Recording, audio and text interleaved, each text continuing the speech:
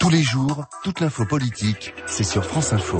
L'ancien ministre prend donc le contre-pied de son ex-patron. Dans son viseur, un nouveau parti à la place de l'UMP, un boycott de Schengen. Pour tout savoir, le ministre des Finances a seulement repris sa calculette. Entre nos 2000 milliards d'euros de dettes qui coûtent moins cher avec des taux d'intérêt très bas, une baisse de nos contributions à l'Union européenne et une chasse à la comprendre. Le gouvernement ne cesse de le répéter. L'État n'a pas à se substituer aux élus locaux. Manière subtile de bien faire comprendre que la responsabilité de ce dossier devenu hypersensible revient au Conseil général du Tarn.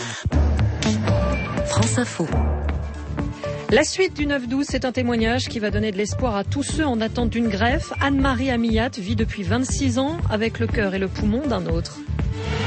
France Info, le réflexe info. France Info, il est 10h.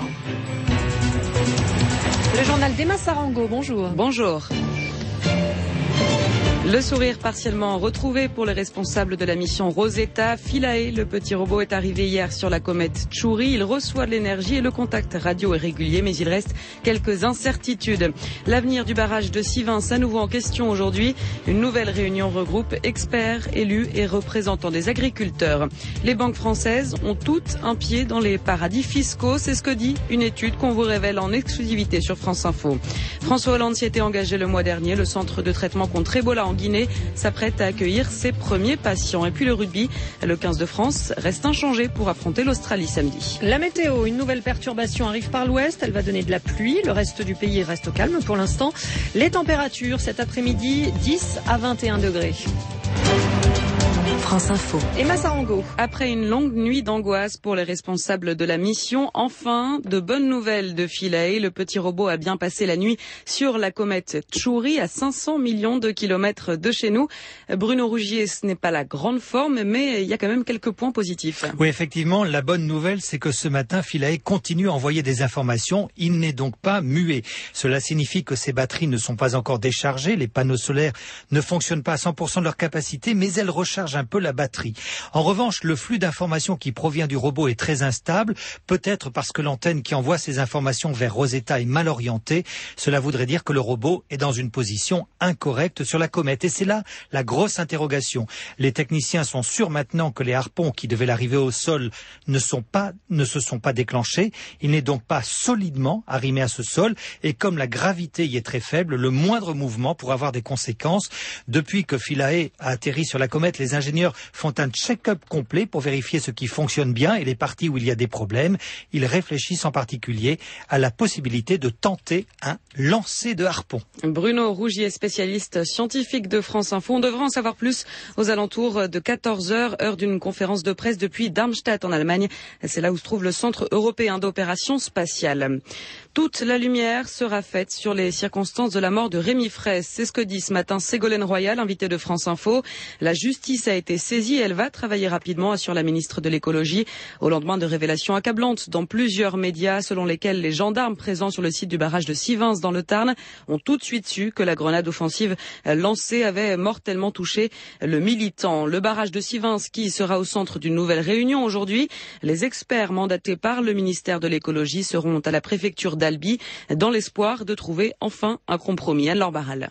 Est-ce que ce sera on prend les mêmes et on recommence ou on rentre dans le dur et on décide de faire ou pas ce barrage? Normalement, cette difficile décision, qui fera forcément des mécontents, ne tombera qu'à la fin de l'année. Pour l'instant, c'est un calendrier de travail qu'attendent surtout les participants. Cet après-midi, autour de 2 experts du ministère, hydrologues et agronomes, vont se réunir une dizaine de responsables des conseils généraux du Tarn et Tarn-et-Garonne, des chambres d'agriculture et des associations de protection de l'environnement. Demain, ce sera au tour des syndicats agricoles de rencontrer les experts. Personne n'a beaucoup fait évoluer son point de vue depuis une dizaine de jours. Et puis ceux qui occupent le terrain, ceux que l'on appelle les zadistes, vont-ils être invités à la table des discussions? Si oui, quel sera leur représentant? En tout cas, les experts ont prévu de faire au moins une visite sur la ZAD, la zone à défendre de Sivins, d'ici une dizaine de jours. Anne-Laure Barral, les policiers dans la rue cet après-midi pour dénoncer des manques de moyens en effectifs, mais surtout en matériel. Le syndicat Alliance, qui appelle à la mobilisation, pointe du doigt notamment des problèmes informatiques qui rallongent les procédures. Le cortège partira de la place de la Bastille à 13h. On attend d'une minute à l'autre la décision de la Cour européenne des droits de l'homme dans l'affaire Pierre Baudin, reconnu coupable coupable en 2007 de 3 meurtres, dont celui d'une enfant de 10 ans. Celui qu'on surnomme Pierrot le Fou avait été condamné à l'époque à la réclusion à perpétuité réelle. C'était une première condamnation qui l'empêche en fait de sortir de prison ou de déposer un recours dans les 30 années qui suivent.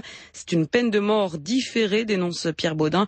Si la CEDH estime que la France viole bien la dignité humaine en appliquant cette sentence, eh bien, le condamné pourrait déposer un nouveau recours dans les 3 prochaines décennies. La justice se penche à nouveau aujourd'hui sur l'affaire du Crédit Lyonnais. Bernard Tapie réclame un nouvel arbitrage dans le dossier de la vente d'Adidas. L'homme d'affaires demande la désignation de nouveaux arbitres, différents de ceux qui lui avaient accordé 400 millions d'euros il y a 6 ans, au moment où l'État veut l'obliger à restituer la somme. 10h et presque 5 minutes sur France Info. Les banques françaises, mauvais élèves dans le domaine de l'évasion fiscale. C'est ce que dit une étude qu'on vous révèle ce matin sur France Info. Un tiers de leurs filiales sont basées à l'étranger pour éviter de payer l'impôt, comme l'explique Lucie Vatrinet, spécialiste des paradis fiscaux pour l'ONG CCFD Terre Solidaire. Un quart de leur chiffre d'affaires est réalisé depuis les paradis fiscaux. Et ce qui est intéressant, c'est qu'au-delà de la taille des banques, on voit bien qu'elles sont toutes impliquées. Donc on est face à quelque chose de systémique. Alors il y a des lieux préférés par ailleurs. Le premier étant le Luxembourg. Particulièrement d'actualité également. Oui, elles y ont 118 filiales tout ensemble. C'est beaucoup plus qu'en Espagne. C'est plus que dans les pays limitrophes. Donc sur un pays qui fait moins d'un demi-million d'habitants, ça pose des questions sur quels intérêts elles ont à y être présentes. Et est-ce que vous avez le sentiment quand même qu'il y a certaines banques françaises qui sont meilleurs élèves que d'autres? C'est un peu délicat de répondre à cette question parce que ça dépend de l'activité de la banque et de sa taille en fait. Du coup, oui, effectivement, en termes de chiffre d'affaires global et de nombre de filiales globales, c'est la BNP Paribas, mais c'est parce que c'est la plus grosse banque française. Si on en vient à des termes relatifs, alors elles sont toutes concernées. C'est qu'on est face à quelque chose de vraiment systémique. Lucie Vatrinet, spécialiste des paradis fiscaux au CCFD Terre Solidaire. Elle était l'invitée de Fabienne Synthèse dans le 6-9 de France Info. Ils occupent leur usine nuit et jour depuis 9 mois depuis sa liquidation. Les ex-salariés de la biscuiterie Jeannette attendent dans l'angoisse la décision aujourd'hui du tribunal de commerce de Caen. La justice doit trancher entre 7 repreneurs, mais un seul est soutenu par les ouvriers. Il a réussi à récolter, grâce au financement participatif, 93 000 euros. La biscuiterie Jeannette, fondée en 1850, était le premier fabricant de madeleine en France dans les années 70. France Info.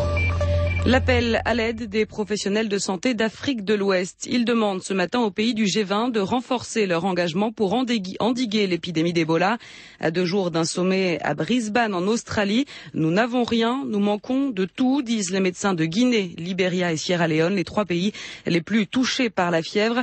Un appel au secours qui intervient alors que le secrétaire d'État au développement et à la francophonie, Annick Girardin, arrivera ce soir à Conakry en Guinée pour visiter le centre de traitement de Massinta, symbole de l'engagement français dans le pays. C'est là-bas que des équipes de Médecins sans frontières notamment s'apprêtent à accueillir les premiers malades et expérimenter des tests de diagnostic rapide. Hervé Toutain.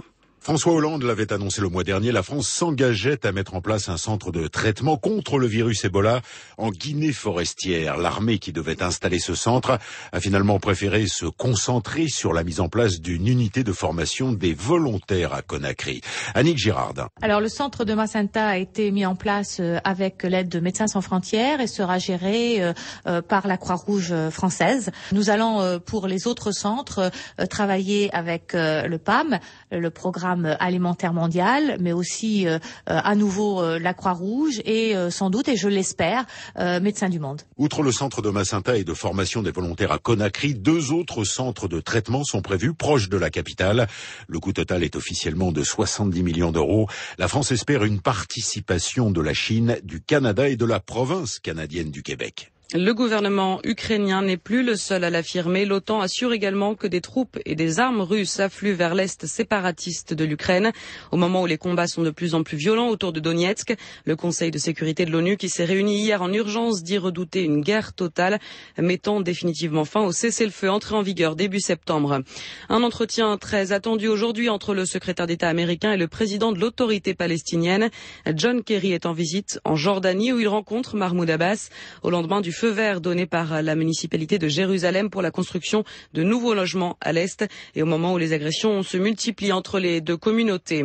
À 10h et presque 9 minutes sur France Info, on ne change pas une équipe qui gagne. L'entraîneur du 15 de France, Philippe Saint-André, le sait. Alors il vient d'annoncer qu'il gardait les mêmes joueurs pour affronter l'Australie samedi au Stade de France, les mêmes qui ont battu les Fidji 40-15 il y a 5 jours. Et puis cette année encore, vous allez dépenser moins pour Noël, c'est ce que dit une étude du cabinet Deloitte. 518 € chacun, c'est 4,5% de moins que l'an dernier. Vous allez surtout faire des économies sur les loisirs, mais le budget cadeau est conservé pour la famille proche. C'était le journal d'Emma Sarango. France Info, 9h midi, Céline Baye-Darcourt. La politique après la météo. France Info Météo, avec CIC Banque Privée. Banque privée du dirigeant d'entreprise. Construisons dans un monde qui bouge. Joël Collado à Météo France. Beaucoup plus calme sur le sud-est que sur l'ouest. Sur les régions proches de la Méditerranée, le temps redevient provisoirement très calme, très agréable. Aujourd'hui, sur le Languedoc, la Provence, la Côte d'Azur, le soleil va briller. Sur la Corse, les nuages de moins en moins menaçants alterneront avec de très belles éclaircies. Et le vent, sur le midi, va mollir.